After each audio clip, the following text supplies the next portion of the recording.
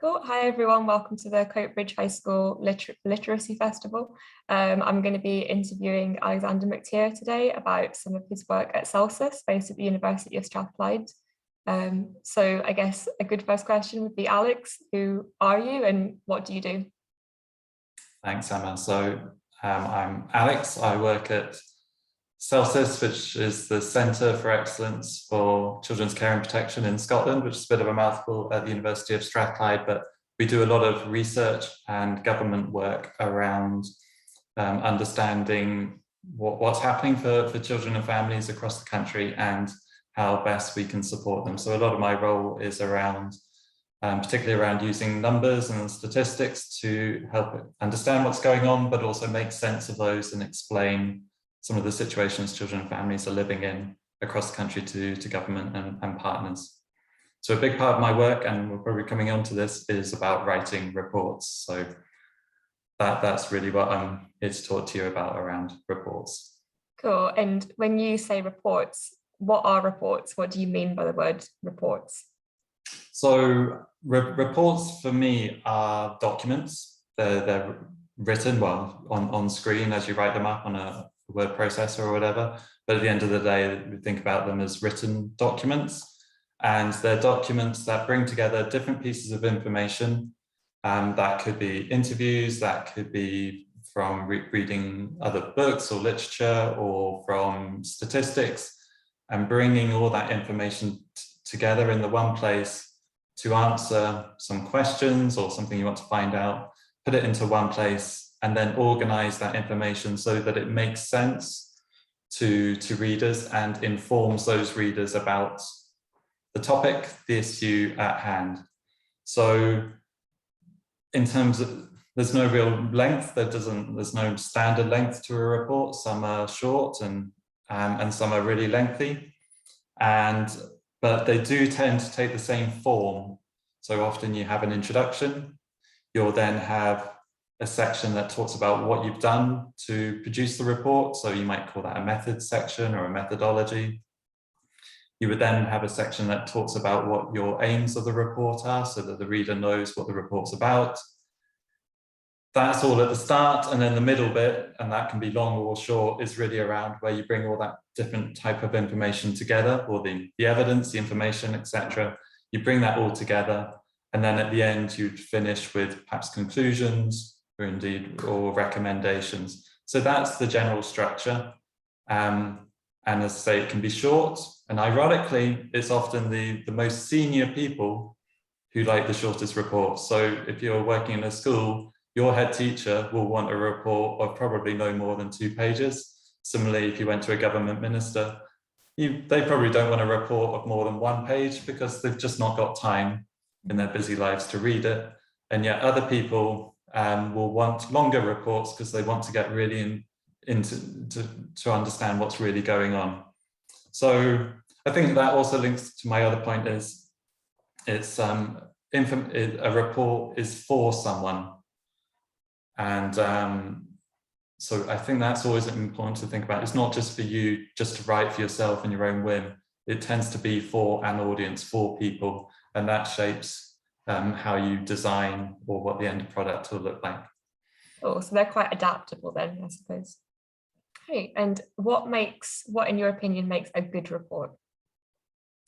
So I've got quite a few things here, but I think a key bit is that last thing I talked about, the audience. So really try to understand who that report is for, because I think if you understand that, both in terms of the amount of time they've got to read a report, perhaps what they already know about a subject area, or the types of language they're used to, you know, are they used to long words or do they prefer sort of shorter sentences? That's really important. So understanding your audience is critical, but I think working back from that, it starts with having a good, clear, appealing title so that you know what the report is and what you're going to be reading. There's nothing worse than having a title that you think is going to be really interesting, and in the end they've talked about something completely different. Because having a title is important, a good one, and then you want the content, so everything that follows, to connect in with that title.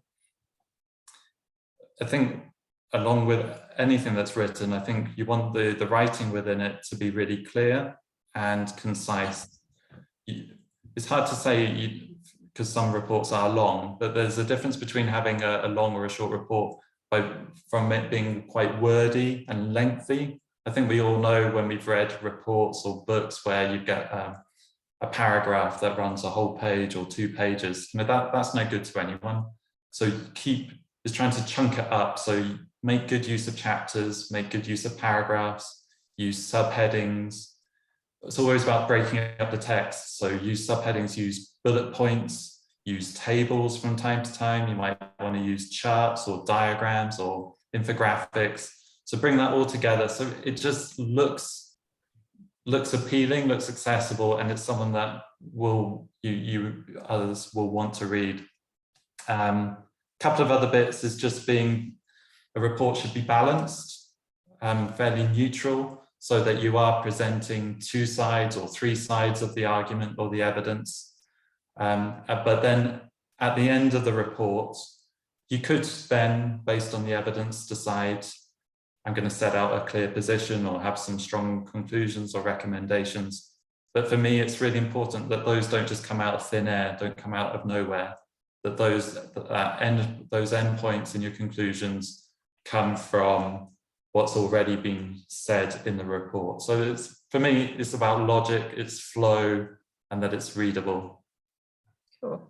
And then I suppose the other question then is, what makes a bad report, or what makes a report that could be better?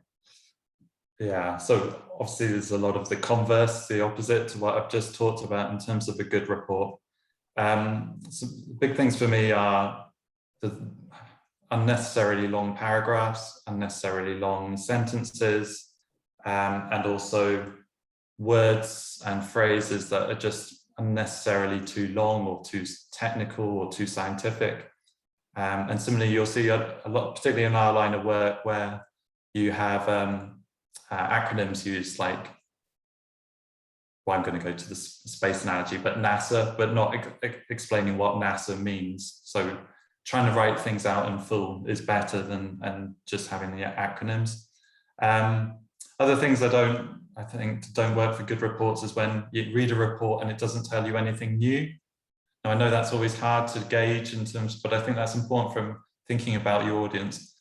Is what I'm putting down, is any of this new, different, insightful, or is it just what you could have written off the top of your head? That's not really what you want. So do your research, do a bit of investigation to find something new or offer a new perspective. Another couple of things is where reports overclaim things or set out things that they just don't have the research or the evidence or the information to state. So they've come up with big conclusions.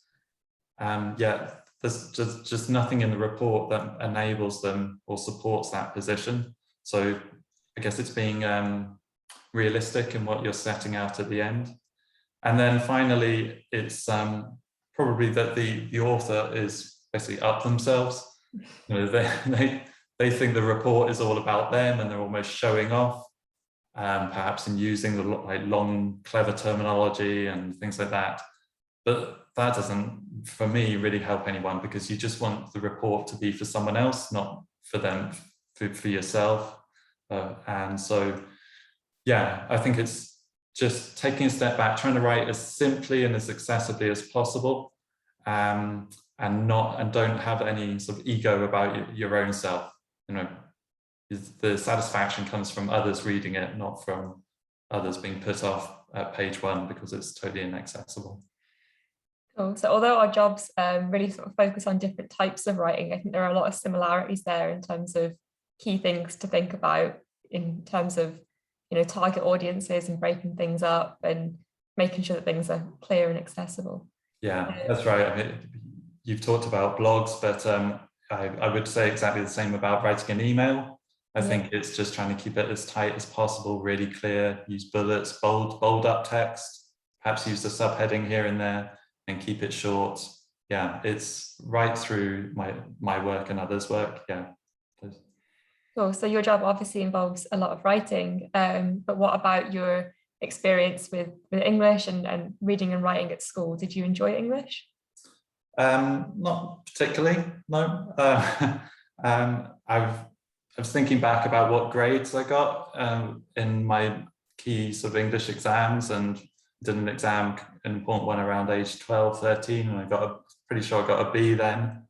And at GCSE, which is sort of standard grades, I guess, here. Well, yeah, I lose track of the grades here, but it was a B as well. So I've always been okay, but I'm not, it wasn't my big thing.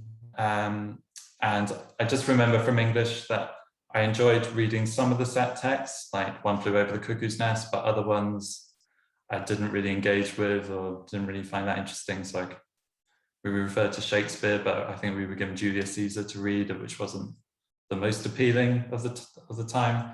So I got through it, but that's not to say I don't enjoy writing, and obviously I had to write for other subjects. So whether it was geography or politics or French, I had to write a lot of essays, French in school. So although I wasn't necessarily, I was doing fine in English, but it wasn't my best favorite subject, it didn't mean I didn't enjoy I like writing, because I did write in other classes. Cool. And in terms of sort of how you keep up your reading and writing, obviously you write a lot for work, but what things do you tend to read outside of work? And do you read it all? Yeah, well, that's a good question whether I read at all. But yeah, so I do read a bit. It's not necessarily one of my hobbies, so that's continued, but I've read more, and I've read more since having children, because I read to them at night time. So I've got a couple of books here that I'm going to talk about, because they're not too babyish, so they're proper books. I think more generally, I've realized that I do enjoy reading, but it has to be a certain genre of reading. I don't tend to read fiction. I tend to read non-fiction. I've got a huge interest in sports, so a lot of my reading tends to be sports biographies, and whether it's cycling or football, but not the sort of bland, like Stephen Gerrard type ones, or whatever way of saying, I did this, and then I did that, and then I did that, and then I did this, and then I felt that, and I scored a great goal. That sort of thing is more trying to find characters who are a little bit, perhaps a bit quirky in sport, and try and understand them as individuals as much as their career history. But so I've got a couple of recommendations. This one might be a bit not for everyone, but if you're into, so this is the book I'm reading the series with one of my children at night time. So it's Alex Rider, which is quite almost like a young James Bond. That is a good example of a book that's well written, in the sense that, and what I mean by that is when I read it out loud, it's you don't lose the inclination. It's nice short sentences, punctuated, and the grammar is excellent. So it makes it really easy to read. So that's probably quite a good tip in terms of, if you think you can read your writing well, try and read it out, or get someone else to read it out and see if they get the inclination right. The other book I'm reading is a sports biography. So Pat Nevin is a 1980s Scottish footballer. So many of you may be familiar with him. Brought up in the sort of the Celtic family, but then went on to play for Clyde, and where I'm currently at, he's just joined Chelsea in the 1980s, when Chelsea went, well, it's the Chelsea I imagine, not very good. But I think a good book in terms of, it's a bit like, I think Shuggie Bain would be, in terms of he was brought up in Easter House, and it's how he's perhaps not quite as a family and quite as much angst as Shuggie Bain, but how he's progressed in terms of his career. So I would recommend that one. He's an interesting guy. Cool. And I think that's really interesting what you said as well, that you sort of tend to not enjoy fiction books as much, and you've obviously found a genre that you really like and that really suits you as well, which I think we would probably say to anyone. I'm quite an avid reader, but I've never read Harry Potter. I've never read Lord of the Rings. Like, I hate fantasy books and stuff. So I guess it's just finding your niche, finding what you enjoy. Yeah, and yeah, just thinking about that. So in terms of the types of TV programs I watch, as much as I like watching some dramas, often I'm drawn to watching documentaries and things like that, and I guess that, and sports related things as well. So I think that shows that just my interests are more that factual type of books and TV, and so I guess that then flows in terms of what you want to read. That is probably more likely to be that type of book that you read. Cool. Well, thank you, Alex. It's been really interesting chatting to you. Thanks, Emma. Thanks. Bye.